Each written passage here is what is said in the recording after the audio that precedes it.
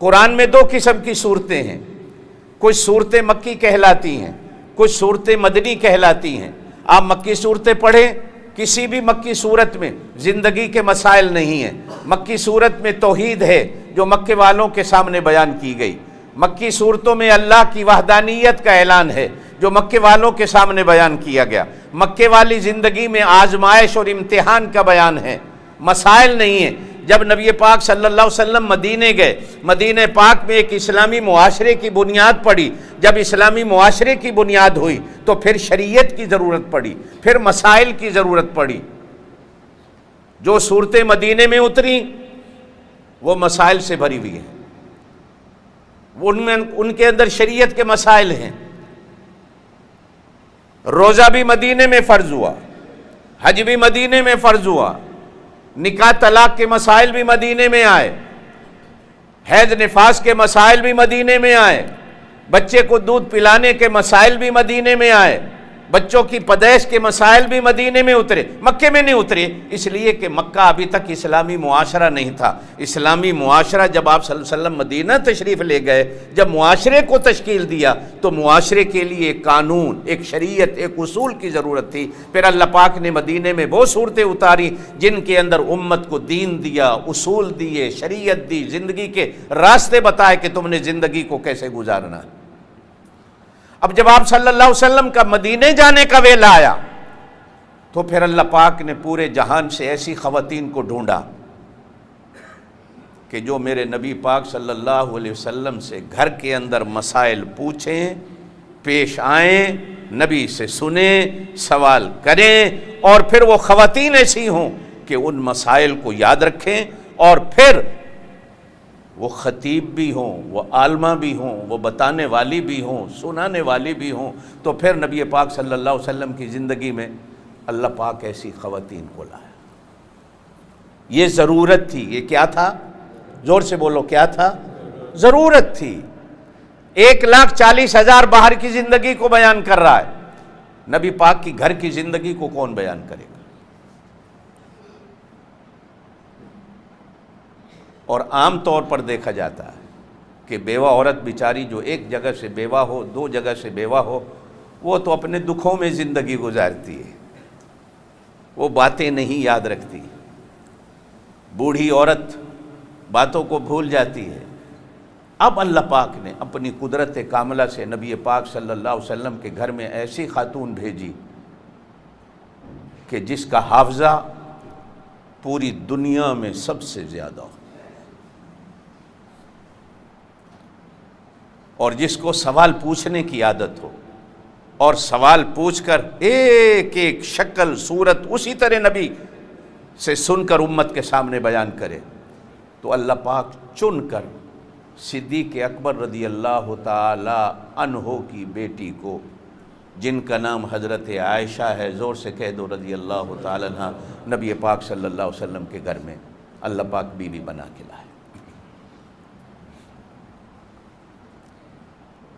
توجہ میری طرف رکھیں، یہ آتے جاتے رہیں گے، توجہ میری طرف رکھیں۔ میں بڑی قیمتی بات آپ حضرات کے سامنے رکھنا چاہتا ہوں۔ نام عائشہ ہے، اماں کا نام زینب ہے۔ زینب کی کنیت ام رومان ہے۔ ماں کی طرف سے جو 11واں دادا ہے وہی دادا نبی پاک صلی اللہ علیہ وسلم کا بھی 11واں دادا ہے۔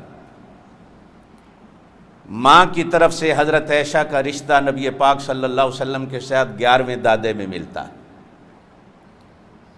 ابا کا نام صدیق ہے، زور سے کو ابا کا نام، یہ میں نہیں کہہ رہا، یہ قرآن کہتا۔ نبی پاک صلی اللہ علیہ وسلم نے بھی صدیق کہا ہے، قرآن نے بھی صدیق کہا ہے، امت نے ان کو صدیق اکبر کہا۔ نبی پاک صلی اللہ علیہ وسلم نے ان کو عتیق بھی کہا ہے، نبی پاک صلی اللہ علیہ وسلم نے ان کو رفیق غار بھی کہا ہے، نبی پاک صلی اللہ علیہ وسلم نے ان کو رفیق مزار بھی کہا ہے، نبی پاک صلی اللہ علیہ وسلم نے ان کو رفیق جنت بھی کہا ہے، اور نبی پاک صلی اللہ علیہ وسلم نے قیامت والے دن حوض کوثر کا بھی ساتھی اور رفیق کہا۔ جناب ابو بکر صدیق رضی اللہ تعالیٰ عنہ قریش کا قبیلہ ہے بنو تمیم،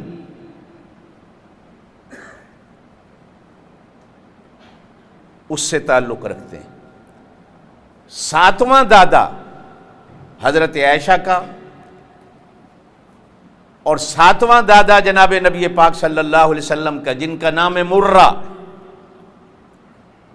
ساتویں دادے میں نبی پاک صلی اللہ علیہ وسلم کے ساتھ خاندان جڑتا ہے، اور ماں کے رشتے سے 11واں دادا حضرت عائشہ کا اور نبی پاک صلی اللہ علیہ وسلم کا وہ ایک ہے۔ اماں عائشہ کی اماں بنو کنانہ سے ہیں، یہ قریش کا قبیلہ نہیں تھا، بلکہ میں یوں کہوں کہ یہ قریش کا مڈ تھا، بنیاد تھی۔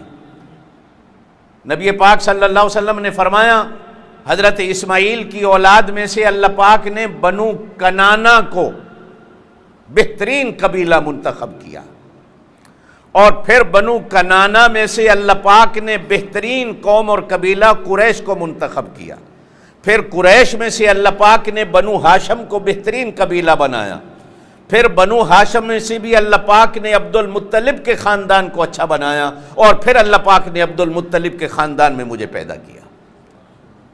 ام رومان کنانی کہلاتی تھی، یہ وہ خاندان تھا جو حضرت اسماعیل کی اولاد تھی۔ نبی پاک صلی اللہ علیہ وسلم نے حضرت عائشہ کی اماں کے بارے میں فرمایا، حضرت ابو بکر صدیق کے بارے میں آپ سنتے رہتے ہیں جو حضرت عائشہ کے ابا ہیں، حضور نے ان کے بارے میں کیا کہا؟ حضور صلی اللہ علیہ وسلم نے ان کی اماں کے بارے میں کہا کہ جس بندے نے اس دنیا میں جنت کی حور العین دیکھنی ہو وہ عائشہ کی اماں کو دیکھ لے، یہ اس دنیا کی حور العین ہے۔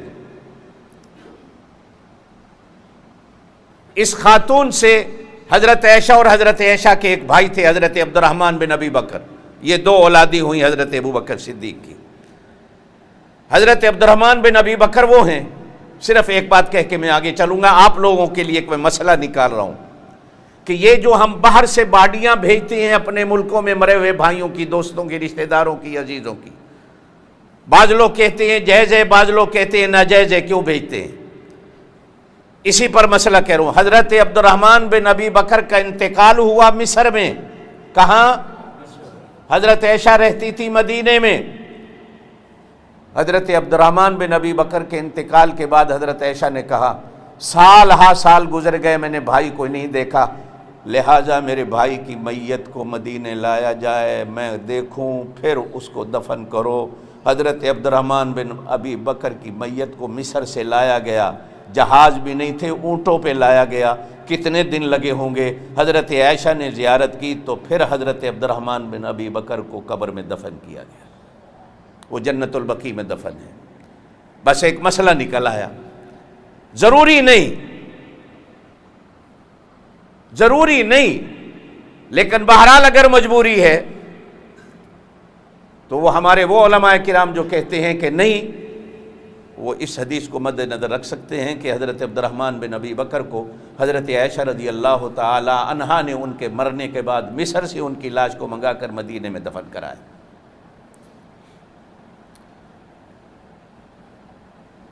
حضرت عائشہ جس گھر میں پیدا ہوئی، اماں ابا بھی مسلمان تھے شروع کے، اور یہ تو آپ جانتے ہیں کہ حضرت ابو بکر صدیق تو پہلے مسلمان تھے، تو حضرت ابو بکر صدیق کی گھر والی بھی پہلی مسلمان تھی۔ گویا کہ حضرت عائشہ رضی اللہ تعالیٰ عنہا نے مسلمان ماں کی گود میں آنکھ کھولی اور مسلمان ابا کی انگلی پکڑ کر چلنا سیکھا ہے۔ حضرت ابو بکر کی 3 شادیاں ہوئی ہیں، باقی اولادیں دوسری بیویوں سے ہوئی۔ انہوں نے مدینہ ہجرت کی، حضرت ام رومان نے، حضرت عائشہ کی اماں نے حضرت عائشہ کے ساتھ۔ بلکہ ایک لطیفہ آتا ہے حدیث میں، جب یہ ہجرت کے لیے مکہ سے مدینہ جا رہی تھی تو جس اونٹ پر حضرت عائشہ سوار تھی وہ اونٹ بھاگ کھڑا ہوا، تیز، رکنے میں نہیں آ رہا، قریب تھا کہ حضرت عائشہ گر جائیں اور ہڈی پسلی ٹوٹ جائے۔ ان کی اماں نے جو دیکھا تو زور سے چیخیں، ہائے نبی پاک کی دلہن گر گئی، ہائے میں نے تو عائشہ کو نبی پاک کی دلہن بنانا تھا، نکاح ہوا تھا، اس نے تو دلہن بننا تھا نبی پاک کی، کہیں ایسا نہ ہو کہ آج ہی گر جائے تو ہڈی پسلی ٹوٹ جائے، تو نبی پاک صلی اللہ علیہ وسلم کے گھر کیسے جائے گی؟ حدیث میں آتا ہے غیب سے کہیں سے آواز آئی کہ اس کی رسی کو چھوڑ دو، یہ خود بخود رک جائے گا۔ اونٹ کی رسی کو چھوڑ دیا گیا، پہلے تو حضرت عائشہ نے پکڑا نہ تھا کسی طرح یہ رک جائے، پھر کھلا چھوڑ دیا، جیسے ہی چھوڑی وہ رک گیا، حضرت عائشہ گرنے سے بچ گئی۔ یہ مدینے پہنچی، سن 5 ہجری میں ان کا مدینے میں انتقال ہوا، حضرت ام رومان کا۔ نبی پاک صلی اللہ علیہ وسلم نے خود قبر میں اتارا،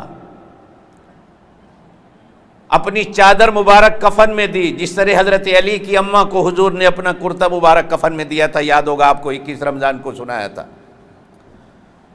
نبی پاک صلی اللہ علیہ وسلم ان کی قبر میں بھی اترے، بعض علماء نے لکھا اترے تو نہیں، باہر کھڑے ہو کر نبی پاک صلی اللہ علیہ وسلم نے گھنٹوں دعا کی، یا اللہ اس خاتون نے تیرے دین اور تیرے اسلام کی خاطر ہزاروں تکلیفیں برداشت کی ہیں، آج تیرا نبی ہاتھ اٹھا کر دعا کر رہا ہے کہ اللہ اس کی قبر کی منزل کو آسان کر دے۔